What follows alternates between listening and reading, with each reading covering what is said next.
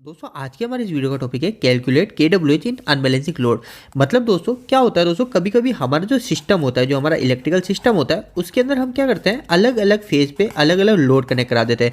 जैसे अगर हम घर की बात करें तो घर के अंदर तो ऐसी समस्या आती है, पर कभी कभी हमारी इंडस्ट्री में भी आती है। इंडस्ट्री में कैसे आती है दोस्तों, जैसे हम छोटा सा उदाहरण ले लेते हैं जिसको हम कैलकुलेट कर लेंगे और आपको अच्छे से समझ में आ जाएगा। तो हम जैसे उदाहरण ले लेते हैं, जैसे हमारा जो आर फेज है उस रेड फेज पे हमारा 25 एम्पियर का लोड कनेक्ट है, पर दोस्तों वाई फेज जो येलो फेज है उस येलो फेज पे 25 एम्पियर नहीं 15 एम्पियर ही लोड कनेक्ट है। इसी तरह दोस्तों जो ब्लू फेज है उस ब्लू फेज पे हमारे 20 एम्पियर लोड कनेक्ट है। अब दोस्तों इसका मतलब क्या हुआ, ये अनबैलेंसिंग लोड हो गया। अगर तीनों फेज पे जैसे आर पे 25 एम्पियर होता, वाई पे 25 और बी पे 25, तीनों फेज पे सेम एम्पियर का लोड कनेक्ट होता तो ये बैलेंसिंग लोड कहलाता है। पर दोस्तों अभी क्या कहलाएगा, ये अनबैलेंसिंग लोड। तो दोस्तों बैलेंसिंग लोड में तो हम केडब्ल्यूएच आराम से निकाल लेते हैं, उसका फॉर्मूला होता है, हम उसके अंदर पुट कर लेते हैं और उसका केडब्ल्यू निकल जाता है और फिर केडब्ल्यूएच निकल जाता है।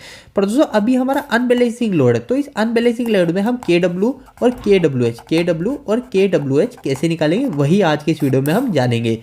तो दोस्तों हमको क्या करना है, हमको सिंपली हमारे मीटर में जाना है और हमको चेक करना है। सबसे पहले हमारे पास मीटर हो, नहीं तो हमारे पास क्लैम्प मीटर है, उस क्लैम्प मीटर से हमको चेक करना है कि हमारा जो आर फेज है, रेड फेज है, और रेड फेज पे हमारा कितना एम्पियर लोड कनेक्ट है।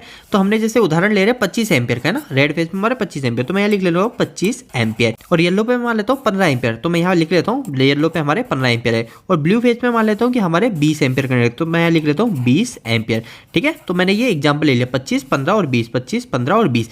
अब इसके बाद दोस्तों हमको क्या करना है, अब हमको इन तीनों फेज के वोल्टेज पता होने चाहिए।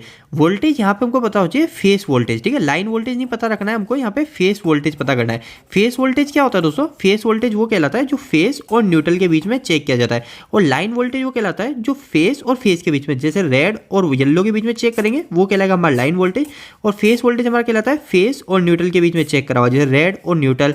ठीक है, तो इसी तरह हमको रेड और न्यूट्रल, सबसे पहले रेड और न्यूट्रल के बीच में चेक करना है। तो जैसे हम मान लेते हैं कि रेड और न्यूट्रल के बीच में हमारे जो वोल्टेज आ रहे हैं वो आ रहे 240 वोल्टेज। इसी तरह दोस्तों येलो और न्यूट्रल के बीच में हमको वोल्टेज चेक करना है, तो हम वो मान लेते हैं कि हमारे 235 वोल्टेज आ रहे हैं, क्योंकि हमारे थोड़े बहुत आगे पीछे रहते हैं।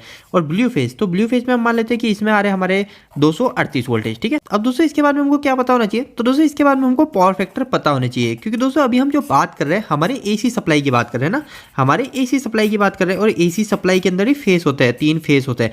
अगर हम डीसी की बात करते हैं तो डीसी के अंदर तो पावर फैक्टर होता ही नहीं है, तो हमको यहाँ पे पावर फैक्टर को पता ही नहीं रखना। पर हमारे एसी सर्किट के अंदर तो पावर फैक्टर होता है, कोस थीटा होता है, तो हमको क्या करना है, यहाँ पे कोस थीटा पावर फैक्टर लिखना है। तो जैसे अगर आपको पावर फैक्टर नहीं पता है तो आप यहाँ पे डायरेक्ट 0.8 मान लीजिए।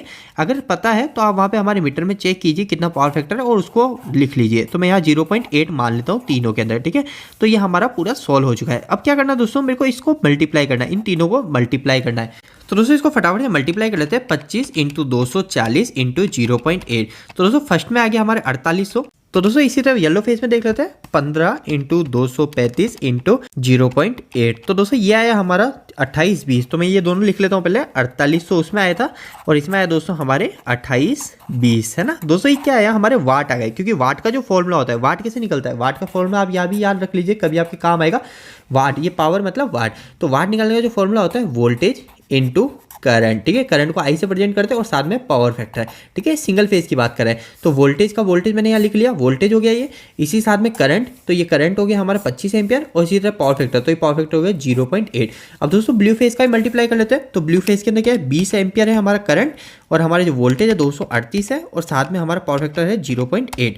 तो दोस्तों ये कितना आया हमारा 3808। तो मैं यहाँ लिख लेता हूँ 3808। तो दोस्तों अभी हमने क्या किया, सबसे पहले हमारे तीनों फेज का, आर फेज पे हमारे कितना वाट कनेक्ट, येलो फेज में हमारे 2820 और ब्लू फेज में हमारे 3808 वाट है। अब दोस्तों हमको क्या करना है, ये जो वाट है हमारे पास है ना, इस वाट को हम किलोवाट में कन्वर्ट कर लेंगे। तो किलोवाट में कैसे कन्वर्ट करते हैं, हम डायरेक्ट इसमें 1000 का भाग लगा लेते हैं। तो मैं यहाँ लिख लेता हूँ दोस्तों 4800 भाजक 1000। ठीक है, तो ये हो गया हमारा 2 जीरो से 2 जीरो कट गया, और ये जो 1 जीरो है, तो 1 जीरो का मतलब इस एक के आगे पॉइंट आ जाएगा, तो मतलब ये हो गया मेरा 4.8 किलोवाट। ठीक है, तो मेरा जो रेड फेज है वो हो गया 4.8 किलोवाट का। इसी तरह दोस्तों अब येलो फेज की बात कर लेते हैं, तो येलो फेज थे हमारे 2820 वाट, तो ये हो गया 2820 वाट भाजक 1000। तो ये 1 जीरो से 1 जीरो कट गया, ये 2 जीरो और बचे, तो 2 के आगे पॉइंट आ जाएगा, तो यहाँ पे पॉइंट आ जाएगा, तो ये हो जाएगा मेरा 2.8 किलोवाट। इसी तरह दोस्तों एक और फेज बच गया हमारा ब्लू, तो ये ब्लू फेज भी मैं चेक कर लेता हूँ, और इसके अंदर मैं 1000 से भाग लगाऊंगा, तो क्या होगा 1 2 3 3 जीरो है, तो 3 के आगे पॉइंट आ जाएगा, तो हो गया ये मेरा 3.803 किलोवाट। ठीक है, इसको मैं मान लेता हूँ 3.8 किलोवाट। तो दोस्तों मैं अभी यहाँ लिख लेता हूँ, आर फेज के अंदर आ गए मेरे 4.8 किलोवाट, येलो फेज के अंदर आ गए हमारे 2.82 किलोवाट, तो मैं यहाँ पे 2.8 किलोवाट मान लेता हूँ। और ब्लू फेज के अंदर आ गए हमारे 3.8 किलोवाट। तो दोस्तों आप देख सकते हैं तीनों के अंदर किलोवाट जो है अनबैलेंसिंग है, तो मतलब ये लोड भी अनबैलेंसिंग है। अब दोस्तों हमको कैसे पता करना है कि हमारा जो सिस्टम का किलोवाट है ना, ये तो हमारा पर फेज किलोवाट है। अभी हमको सिस्टम का किलोवाट कैसे पता चलेगा? तो दोस्तों सिस्टम का किलोवाट के लिए हम इन सबको प्लस कर लेंगे। तो दोस्तों ये हो जाएगा 8 दूनी 16, 16 तिया 24, तो 24 यहाँ पे 2 आ जाएगा और 2 + 4 6, 6 और 2 8, 8 और 3 ये हो जाएगा हमारा 11। तो दोस्तों हमारे जो टोटल सिस्टम के जो किलोवाट हो जाएंगे वो आ जाएंगे दोस्तों 11.4 किलोवाट। तो दोस्तों हमारा KW तो निकल गया। अब KWH के लिए क्या करना है, हमारे जितने भी घंटे हैं, तो अगर हमारे 1 घंटे की बात करें किलोवाट के आगे हम 1 घंटे से मल्टीप्लाई कर देंगे, तो 1 घंटे से मल्टीप्लाई करेंगे तो हमारी जो KWH आ जाएगी वो आ जाएगी 11.4 KWH। इसी तरह दोस्तों अगर हम 12 घंटे की KWH निकालेंगे तो इसको 12 घंटे से मल्टीप्लाई कर देंगे, तो 12 घंटे से मल्टीप्लाई करने के बाद क्या हो जाएगा दोस्तों, ये 11.4 × 12 करेंगे तो जो आंसर आएगा वो आ जाएगा हमारा KWH। तो दोस्तों कुछ इस तरीके से अनबैलेंसिंग लोड में KW और KWH को निकाला जाता है।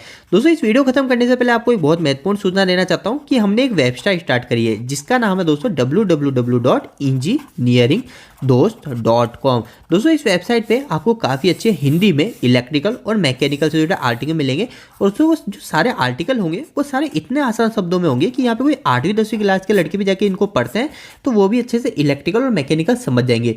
तो दोस्तों एक बार आप हमारी वेबसाइट जरूर जुड़िए, इसका लिंक आपको इसी वीडियो के डिस्क्रिप्शन बॉक्स में मिल जाएगा। और दोस्तों आपको वेबसाइट कैसी लगी प्लीज़ वहाँ पे हमें कमेंट बॉक्स में कमेंट करके जरूर बताइएगा। दोस्तों आपको यह वीडियो कैसा लगा, इस वीडियो को लाइक करके जरूर बताएं।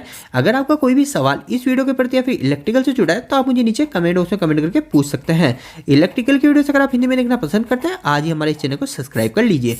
आज के लिए इतना ही, धन्यवाद।